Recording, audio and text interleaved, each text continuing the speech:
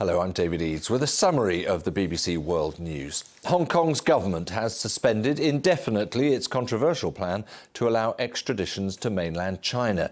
They previously argued that the extradition bill would plug legal loopholes and prevent the city from becoming a safe haven for criminals. The proposals, though, prompted the biggest protests in the territory for years and violence between protesters and the police. Well, the chief executive of the territory, Carrie Lam, didn't apologise for those troubles, but did say she was prepared to listen to the views of all sides.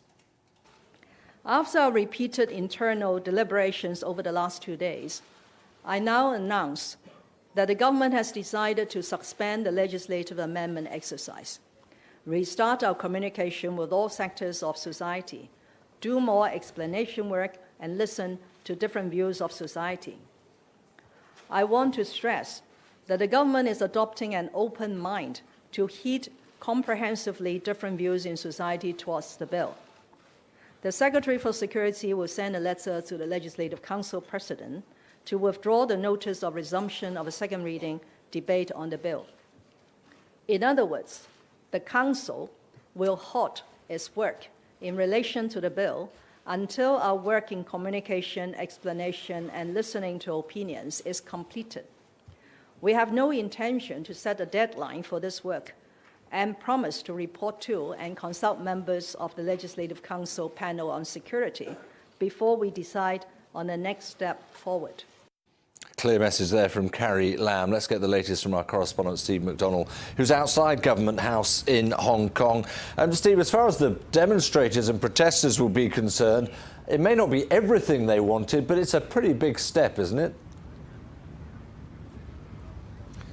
I think most observers will see this as a clear and significant defeat for the government of Carrie Lam and a victory, at least for the time being, for hundreds of thousands of demonstrators who've taken to the streets of Hong Kong opposing this controversial extradition bill.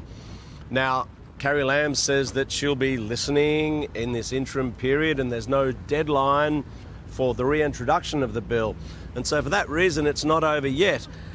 And it will be interesting to see how many people turn out tomorrow for a planned protest. There was another large demonstration expected against the extradition bill.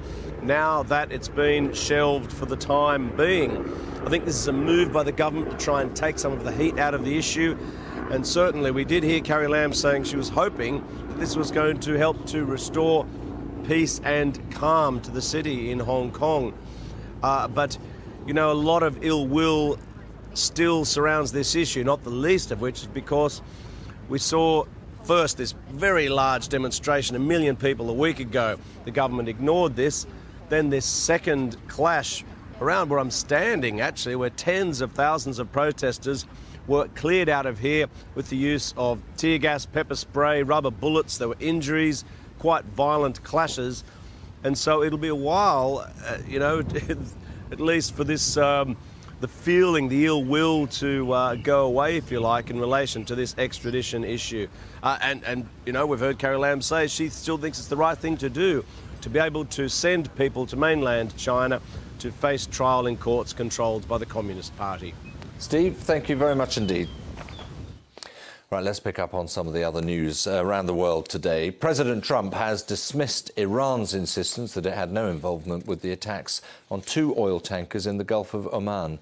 Mr. Trump cited footage that Washington says shows Iranian forces in a small boat taking an unexploded mine off the hull of one of the ships. UN Secretary-General Antonio Guterres called for an independent investigation of the attacks and said the truth needed to be clearly established. There's been a surge in the number of Venezuelans trying to cross into Peru to escape their country's economic crisis, this following the introduction of stricter immigration rules. The Peruvian authorities say about 6,000 people, so that's around 3 times the usual number, arrived on Thursday. Some 4 million Venezuelans, more than a tenth of the population, have fled their country in recent years. The Democrats have announced the lineup for their first US presidential candidate debates. A record 20 hopefuls will face each other across 2 nights in late June in the race to take on President Trump in November of next year. That is a summary of the news.